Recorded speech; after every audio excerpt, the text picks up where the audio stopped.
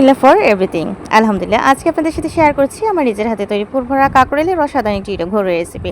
এই রেসিপিটা আমি নিজের হাতেই অভিজ্ঞতা থেকেই তৈরি করেছি এবং যতবার বানিয়েছি ততবারই পরিবারের সদস্য, আত্মীয়স্বজন ও মেহমানদের কাছ থেকে অনেক প্রশংসা পেয়েছি। হ্যালো ভিউয়ার্স, আসসালামু আলাইকুম, welcome to my channel Zarin's lifestyle. সবাই কেমন আছেন? সিলেট থেকে আবারও আমি জারিন সুন্দর একটা রেসিপি নিয়ে আপনাদের মাঝে হাজির হয়ে গেছি। আর আজকে দেখাবো কাঁকরোলের রেসিপি।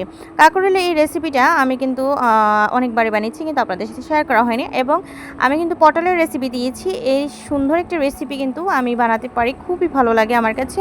পটলের রেসিপিটা আমার চ্যানেলে অবশ্যই দিয়েছে, দেখতেই পারেন কিভাবে আমি পটলের রেসিপিটা করেছি। আজকে দেখাবো কাঁকরোলের রেসিপিটা। আমার কাছে রান্না শুধু রান্না নয়, এটি একটি শিল্প। মন যতই খারাপ থাকুক, রান্নাটা আমি সবসময় মন দিয়ে করার চেষ্টা করি, কারণ ভালোবাসা দিয়ে তৈরি খাবারের স্বাদই আলাদা হয়। আলহামদুলিল্লাহ আজ পর্যন্ত আমি যত রেসিপি আপনাদের সাথে শেয়ার করেছি সবগুলোই পরিবারের সবার পছন্দ হয়েছে। আজকে এই পুরভরা কাঁকরোল রেসিপিটাও ঠিক তেমনই সুস্বাদু, মজাদার এবং মুখরোচক। আশা করছি আপনাদের কাছেও অনেক ভালো লাগবে। প্রথমে দেখতে পাচ্ছেন কাঁকরোল, আর কাঁকরোলটা আমি ছিলে নিয়েছি। ছিলার পরে আমি 2 টুকরা করে নিয়েছি। তারপর আমি মানে কাঁকরোলের পুরের যে ভিতরেটা যে বিচি থাকে সেগুলো কিন্তু আমি রেখে দিয়েছি। অবশিষ্ট অংশগুলো কিন্তু ফেলে দিইনি, অবশিষ্ট অংশগুলো কিন্তু আমি রেখে দিয়েছি।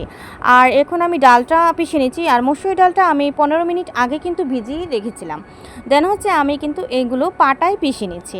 আর আমি যে কোনো জিনিস পাটায় পিষে মানে করতে খুবই ভালোবাসি, এটা অতুলনীয় হয়। তো আমি কিন্তু দেখতে পেরেছি মসুর ডালটা কিন্তু পিষে নিয়েছি। কাঁকরোলের ভিতরে যে অংশগুলো সেগুলো কিন্তু আমি এখানে পিষে নিয়েছি। আমি এখানে 3টার মতো কাঁচামরিচ দিয়েছি। এখানে আমি কিন্তু পেঁয়াজ কুচি দিয়েছি। কুচির সাথে দেখতে পেরেছেন আপনারা আমি লবণ দিয়েছি। লবণটা এখানে আমি 1.5 চামচের মতো দিয়েছি। এবং সবগুলো উপকরণ আমি হাত দিয়ে মিক্সড করে এখানে ধনেপাতা কুচিটা অ্যাড করে দেব। ধনেপাতা কুচিটা কিন্তু আমি পিষবো না। আর রান্নাটা শুধু পেট ভরানোর জন্য নয়, এটি ভালোবাসা, যত্ন আর আন্তরিকতার এক সুন্দর প্রকাশ। আমি সবসময় চেষ্টা করি আমার প্রতিটি রেসিপিতে ঘরোয়া স্বাদ ও আন্তরিকতা তুলে ধরার। এখন আমি সব কিছু একসাথে ভালো করে মাখিয়ে নেব। এবং এখানে আমি আর একটা মশলা ইউজ করবো, সেটা হচ্ছে আমার বাসায় তৈরি জিরা ফোড়ন। এখন যে কাঁকরোলগুলো আমি ছিলে অর্ধেক করে রেখেছিলাম, এগুলোতে একটুখানি আমি লবণ দিয়ে মাখিয়ে নিচ্ছি। আজকের পুরভরা কাঁকরোল রেসিপিটিও তেমনি একটি স্পেশাল রেসিপি, যা খুব সহজ উপকরণে তৈরি হলেও স্বাদে একদম অসাধারণ। আশা করি এই ভিডিওটা আপনাদের কাছে, এই রেসিপিটা অনেক অনেক ভালো লাগবে। এখন আমি কাঁকরোলের যে অংশটা সেগুলোর ভিতরে কিন্তু আমি পুরগুলো দিয়ে দিব। এই রেসিপিটা সম্পূর্ণ আমার ব্যক্তিগত অভিজ্ঞতা ও ঘরোয়া রান্না পদ্ধতি অনুসরণ করে তৈরি করা হয়েছে। স্বাদ, উপকরণ, পরিমাণ ব্যক্তিভেদ ভিন্ন হতে পারে। ভিডিওটি শুধুমাত্র রান্না শেখার ও বিনোদনের উদ্দেশ্যে তৈরি করা হয়েছে। আপনাদের ভালো লাগলে অবশ্যই লাইক, কমেন্ট, শেয়ার এবং সাবস্ক্রাইব করে আমার সাথে এবং পাশে থাকতে পারেন। আর যারা সুন্দর সুন্দর কমেন্ট করছেন, অসাধারণ আপনাদের কমেন্ট, আমি কমেন্ট পড়েই শেষ করতে পারি না। আমার আপু ভাইরা আপনাদেরকে অসংখ্য অসংখ্য ধন্যবাদ জানাই। এবং 3 দিনের সফরে ঢাকায় গিয়েছি, তারপরে আপনাদের এত ভালোবাসা পেয়েছি যা বলার বাহিরে। আপনাদের কমেন্টস আমাকে নতুন অনুপ্রাণিত জায়গায় ভিডিও তৈরি করার জন্য। আপনাদের এক একটা কমেন্টস পড়ার কিন্তু আমি খুব মূল্যবান সময় দিয়েই কিন্তু পড়ে থাকি। আপনাদের কমেন্টস আমার কাছে অনেক ভালো লাগার এবং অনেক ভালোবাসার। আপনাদের কি লাইক, সুন্দর কমেন্ট এবং শেয়ার আমার জন্য অনেক বড় অনুপ্রেরণা। ভিডিওটি শেষ পর্যন্ত দেখুন এবং আপনাদের মূল্যবান মতামত জানাতেই ভুলবেন না। আলহামদুলিল্লাহ আপনাদের ভালোবাসা ও দোয়া এগিয়ে যেতে চাই।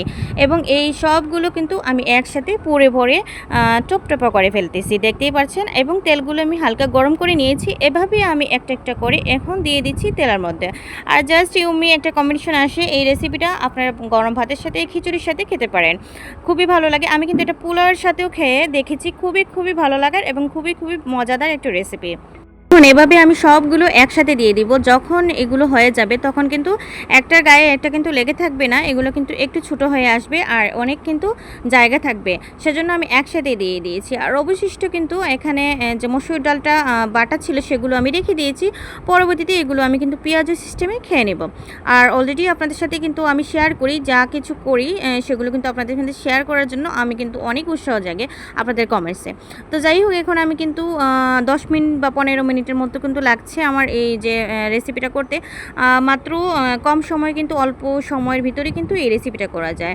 আর ভাজতে বেশি সময় লাগে না, 10 থেকে 15 মিনিটের ভিতরেই কিন্তু ভাজাটা হয়ে যায়। আর আমি যে কোনো জিনিস পিষে ব্যবহার করি রান্নার ক্ষেত্রে, এটা কিন্তু রান্নার গুণ এবং মান বাড়াতে অনেক অনেক সাহায্য করে। আমার রেসিপিটা তৈরি হয়ে গেল। আর আমি কিন্তু আজকে পোলাওয়ের সাথে এটা খেয়ে দেখেছি, জাস্ট ইউমি লেগেছে। খুব ভালোবাসার একটা রেসিপি আমার, তাই আপনাদের মাঝেও শেয়ার করলাম। এটা কিন্তু আমার বাচ্চারা অনেক পছন্দ করে। যাদের বাচ্চারা সবজি খেতে চায় না, তারা কিন্তু একবার এভাবে ট্রাই করে দেখতে পারেন। যেমন লুবনি খেতেও কিন্তু জাস্ট ইউমে হয়েছে। Thanks for watching and supporting my channel. May Allah bless you all.